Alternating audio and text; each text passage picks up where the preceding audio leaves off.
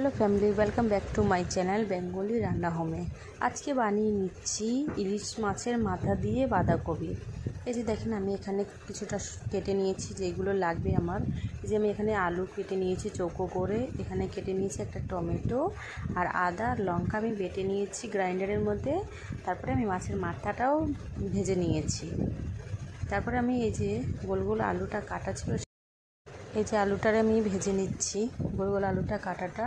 তারপরে আমার ভাজা হয়ে গেছে। এর মধ্যে অ্যাড করে দেবো জিরে, তারপরে দুটো তেজপাতা